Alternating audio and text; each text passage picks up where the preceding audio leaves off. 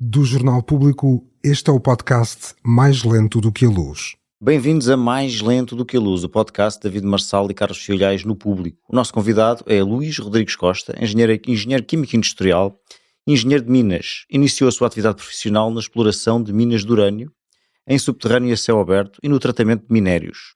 Ao longo de uma atividade profissional de mais de 40 anos, exerceu diversas funções no domínio da gestão e aproveitamento de recursos geológicos, tendo sido diretor do Serviço de Fomento Mineiro e presidente do Instituto Geológico e Mineiro. É autor do livro Relatividade Restrita, saído em 2021 nas edições Sílabo, e também do muito recente livro Terra, um Planeta Dinâmico, publicado na mesma editora. Este último tem um longo subtítulo: Do terremoto de Lisboa à extensão da plataforma continental de Portugal na ótica da tectónica de placas. É sobre estes assuntos que vamos falar. Bem-vindo, Luís. Muito obrigado. Também é com todo prazer que estou aqui e convosco. Muito bem. Vamos então começar pelo grande terremoto de Lisboa, 1 de novembro de 1755, que foi muito maior do que o recente sismo com intensidade de 5,3 ao largo de Sines. A minha primeira pergunta, e vem muito a propósito deste livro, Terra, um Planeta Dinâmico, de Sílabo, porque falas disso. Minha pergunta é, o que é que sabemos hoje, em resumo, porque há muita coisa que sabemos, mas o que é que aconteceu para haver esse terremoto, onde é que foi o epicentro, que intensidade teve, quantas vítimas causou, e enfim, a grande pergunta que todos fazem, será que se pode voltar a repetir? Bom, o terremoto de 1755, que nós dizemos que de Lisboa, mas ele afinal teve uma área de influência e de impacto muitíssimo mais vasta, estimada talvez em 30 milhões de quilómetros quadrados. Houve alguém que chegou a este número. Foi de facto o maior acidente da época e teve um grande impacto na sociedade portuguesa e também um impacto europeu, mundial, mesmo no choque de ideias e na interpretação destes fenómenos. Os aspectos do terremoto são múltiplos. Há aspectos científicos, aspectos económicos, aspectos sociais, aspectos políticos, não é? E todos eles estão razoavelmente estudados. O aspecto científico é interessante e tem sido objeto de muitos estudos e particularmente hoje existe talvez uma ideia razoável de localização do seu epicentro, que terá sido sudoeste do Cabo de São Vicente, provavelmente numa falha do Banco de Gorringe, e também a sua intensidade, que está estimada em 8.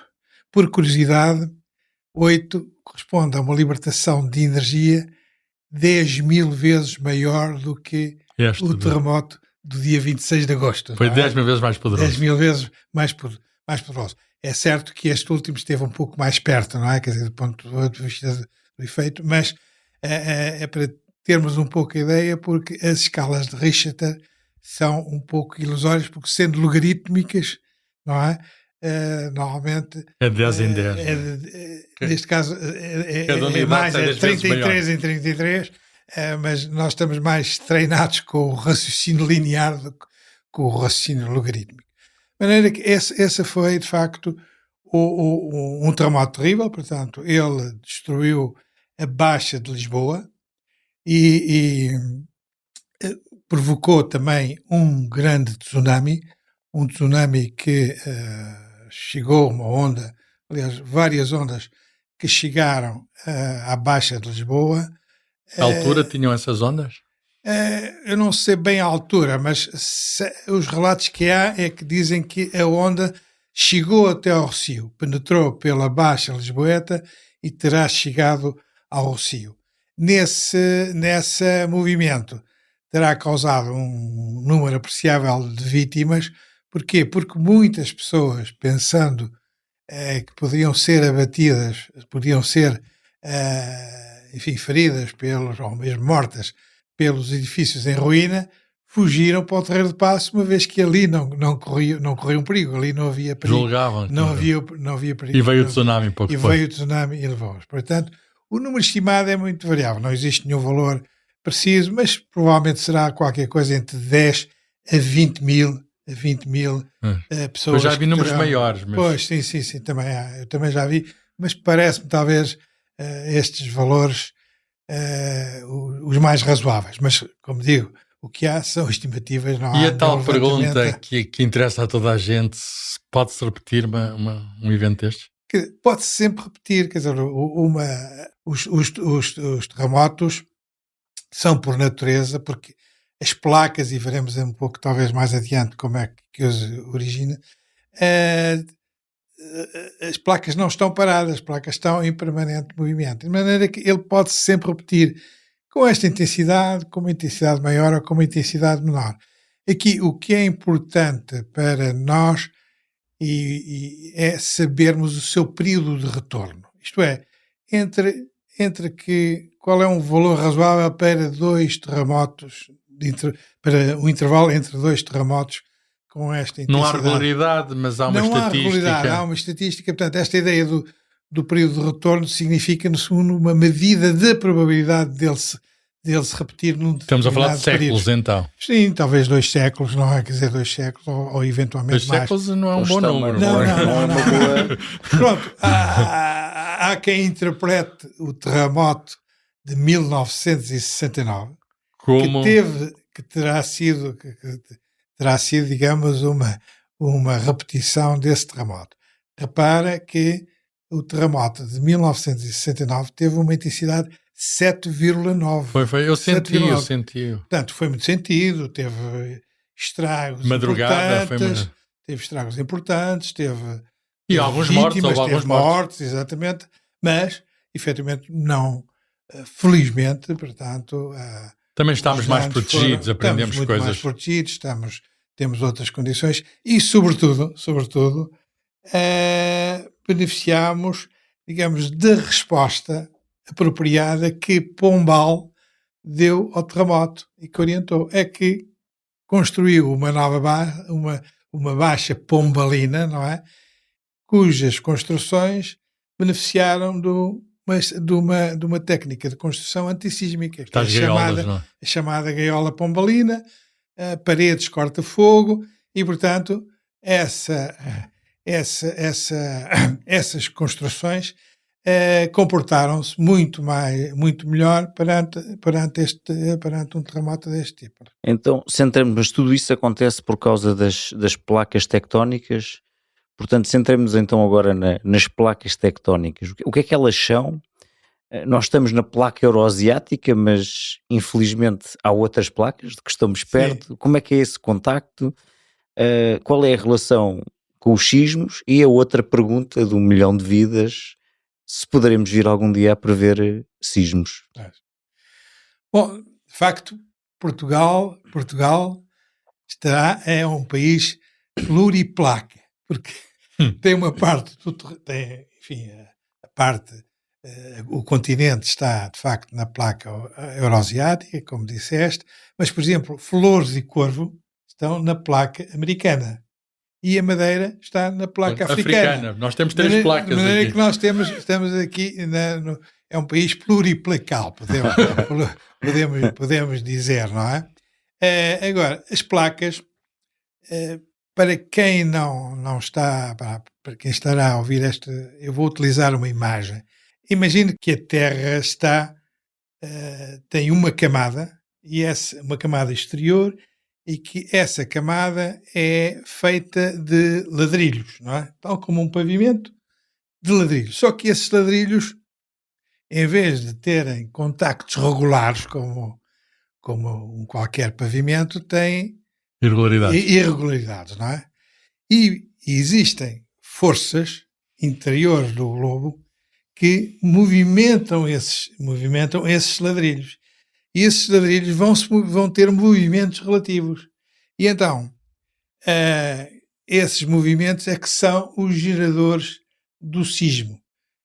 Como? Talvez, novamente, procurando uma imagem, todos nós temos aquela ideia de quando na nossa casa queremos mudar um móvel, não é? A gente começa a fazer força e o móvel não vai logo, não é? E o nosso move logo. Quer dizer, E quando se começa a mover, é de modo brusco, dá de repente. Bom, é isso que se passa, quer dizer, quando duas placas estão em colisão ou simplesmente a deslizar uma contra a outra, e, portanto, como elas estão em pressão, elas vão suportar um aumento da tensão, portanto, uma acumulação de energia num determinado domínio, que a certa altura excede a capacidade de carga daquela superfície e, portanto, dá-se um... E nós não podemos saber quando? Em rigor, hoje não sabemos quando. Sabemos com razoável conhecimento, efetivamente, as áreas de localização, portanto, as zonas sismogénicas, por onde podem ser gerados sismos, mas prever com rigor, de facto, a este ponto, não temos ainda nenhum indicador antecipado que nos permita dizer qual é. Podemos saber, sim, a probabilidade, o tal período de retorno, estimar o período de retorno como de um terremoto. Tem-se falado, por exemplo, nas ondas gravitacionais para poder prever terremotos.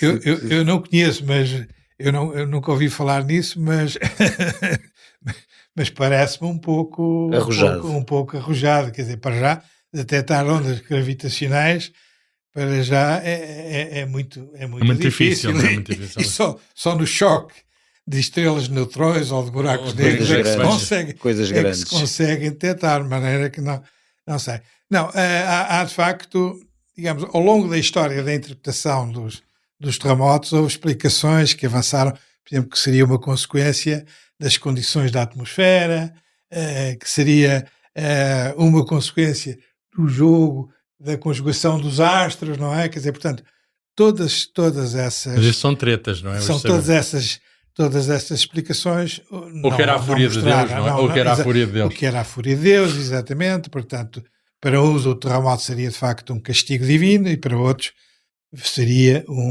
pelo contrário, um fenómeno natural. E esse foi o tema e grande controvérsia filosófica. Não é? Exatamente.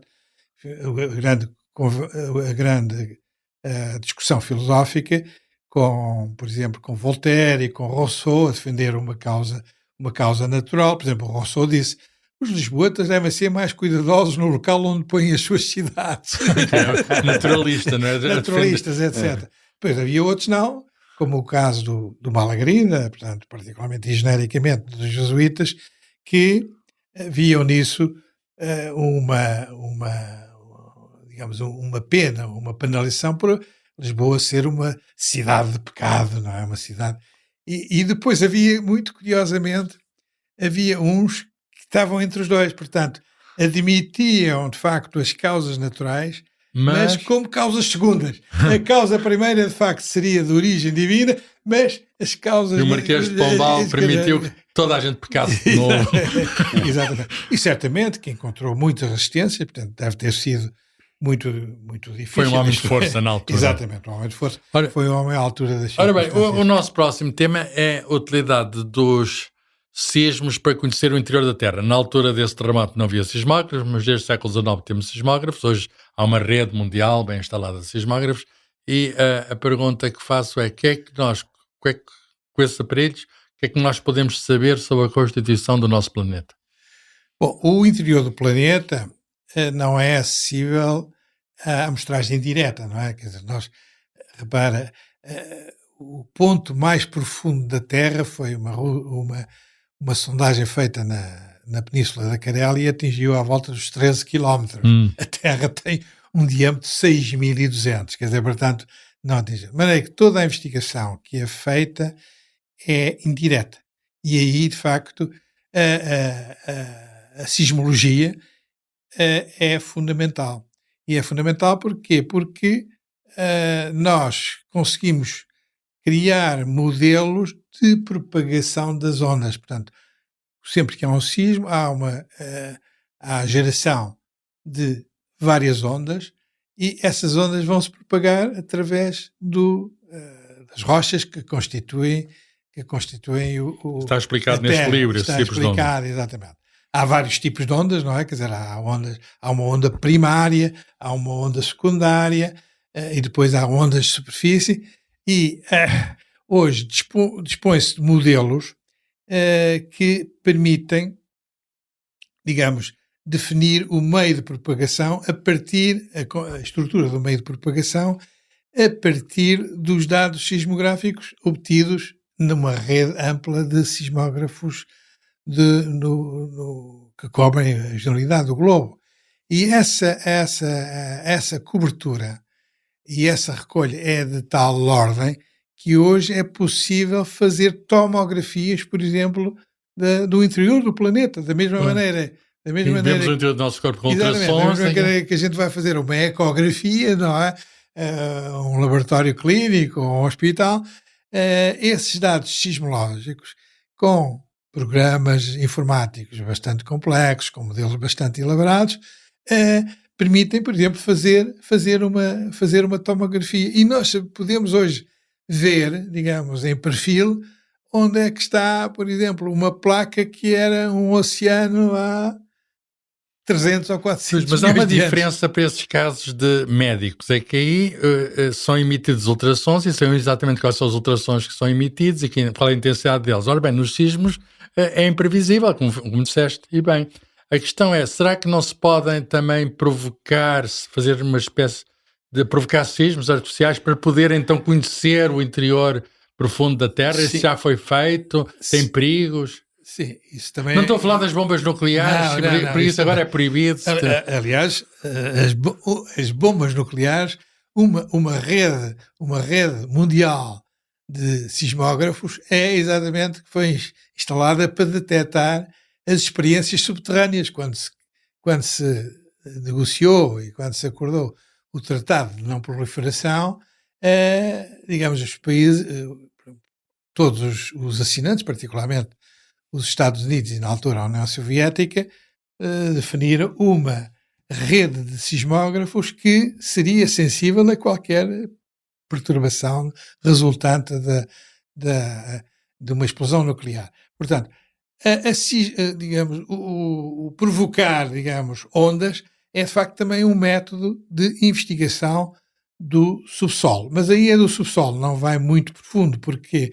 Porque para penetrar são precisas energias enormes e essas acabariam por ter impacto, não é? Ter impacto à superfície. De maneira que, por exemplo, a investigação e a prospecção de petróleo, por exemplo, no mar, é feita, por exemplo, há um canhão de ar, não é? Que envia uma onda, essas ondas são refletidas nas diferentes camadas que constituem o solo e o subsolo do oceano, são recebidas depois numa cadeia de geofones que é rebocada pelo barco. Não são sismógrafos, são auscultadores. Exatamente. Nós chamamos de geofones, não é? São auscultadores. É para ouvir. No fundo são auscultadores, são registradores dessas ondas. Perguntaste muito bem, mas isso tem impactos. Hoje a tecnologia dos detectores evoluiu de tal maneira, não é? Portanto, que de facto as energias são relativamente moderadas, é uma coisa praticamente instantânea. De facto, no mar, por exemplo, já não se utilizam explosivos, não é? Na terra ainda se podem utilizar explosivos. Aqui há uns anos houve uma controvérsia grande porque ao largo do Porto propunham-se fazer uma investigação em que utilizariam explosivos.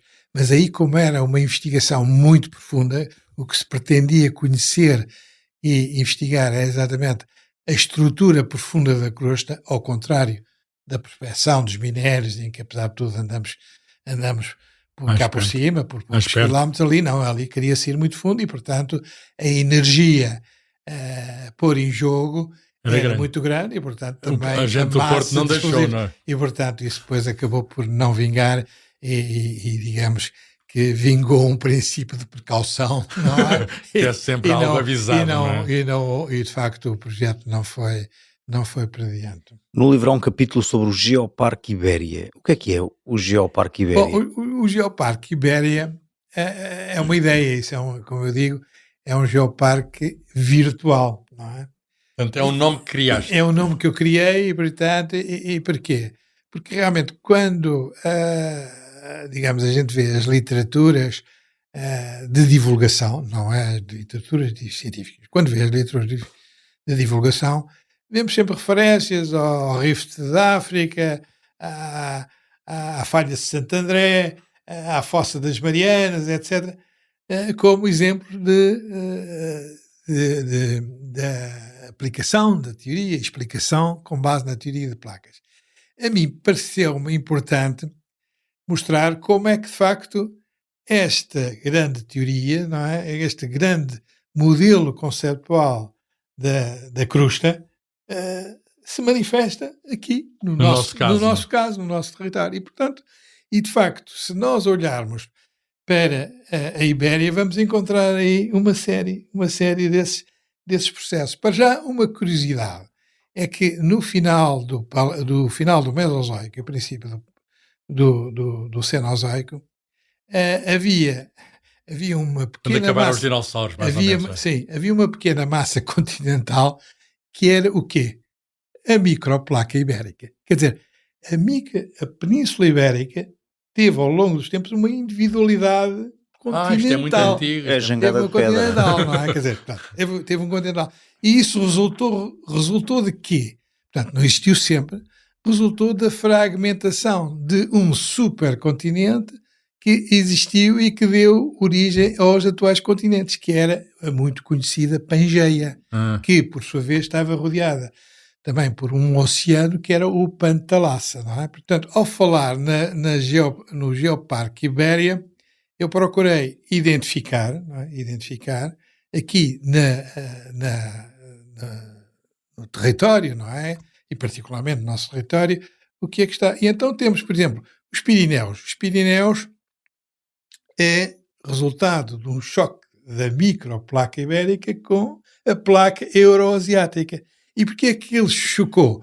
Chocou porque no Golfo da Gasconha se começou a formar um rift, quer dizer, portanto o oceano começou a abrir e começou a empurrar, digamos, em escala maior foi o que aconteceu nos Himalaias. Exatamente. Quando a Índia atracou. Exatamente. A Índia atracou a Ásia. A Índia, que é de facto, digamos, uma massa continental que se destacou de um continente anterior, que era a Gondwana, não é? E que deixou, por exemplo, para trás Madagascar.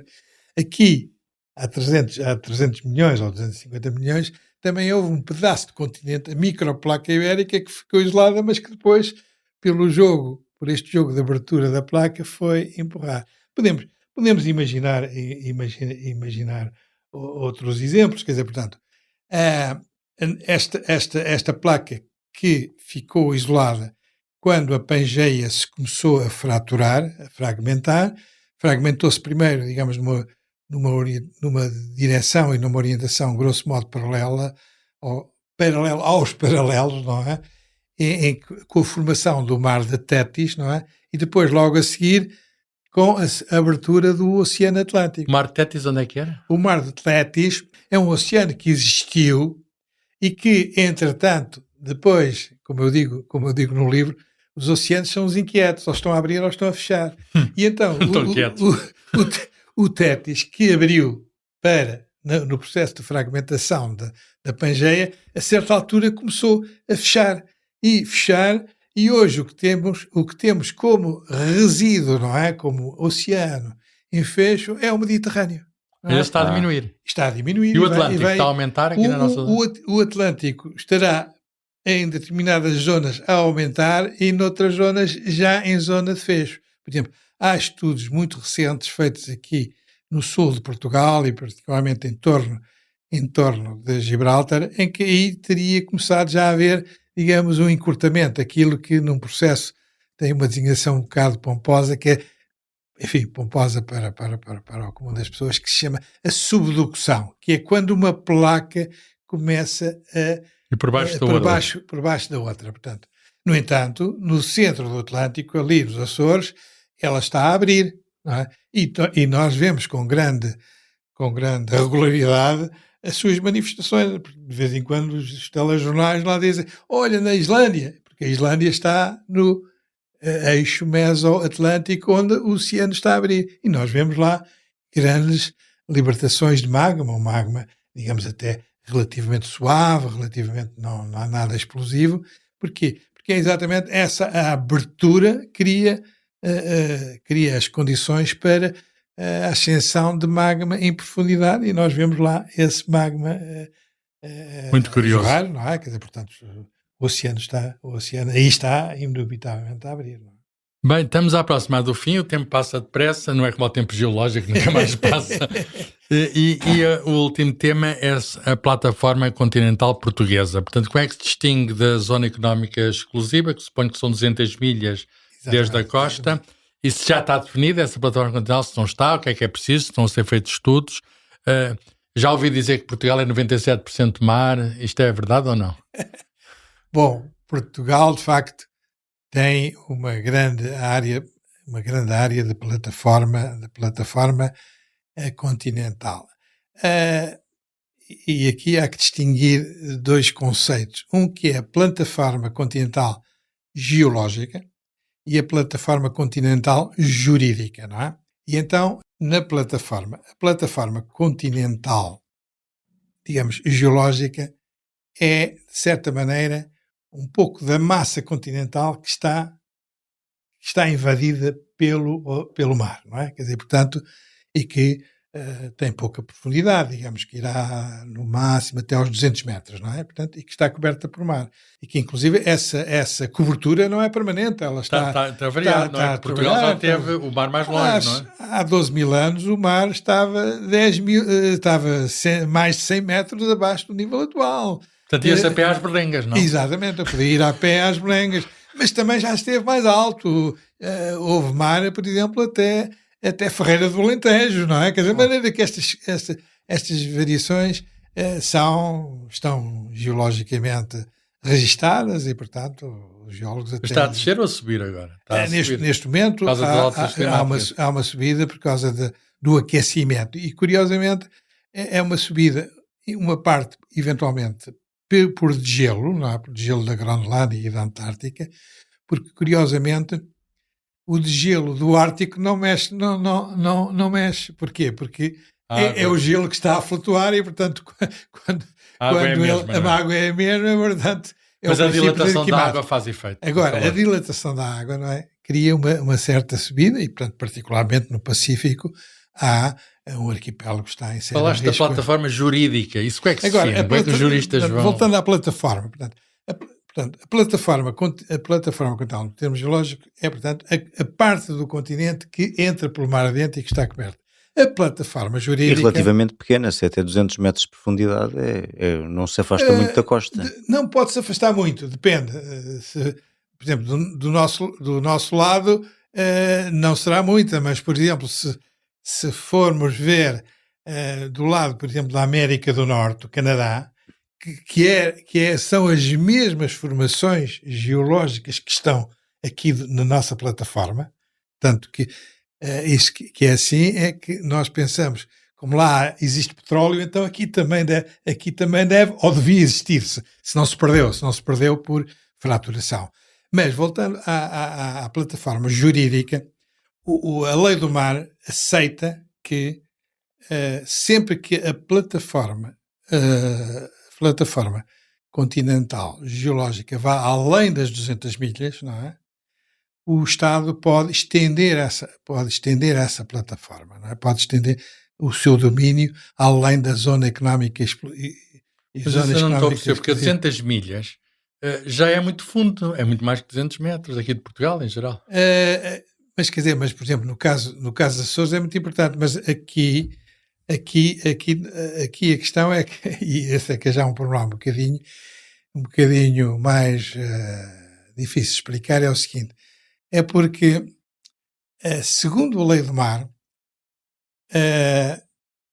no bordo da plataforma há uma queda brusca do declive, não é? Sim, aquilo que se chama o talude continental, não é? Sim. Em que a gente passa dos 200 metros para os 3 km, 4 km, etc. Bom, o que é que acontece? Se há ali, então há um arrastamento de materiais terrígenos para lá das 200. Isso ajuda a prolongar. E então, sempre que esses sedimentos que são, digamos,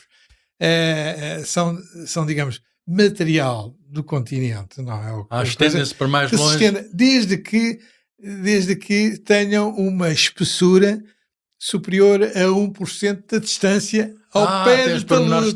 Tens pormenores, já percebo. A plataforma continental pode ser mesmo muito grande. Pode ser muito grande. E a nossa está definida ou vai ser definida? Não, está, digamos. Está aprovada?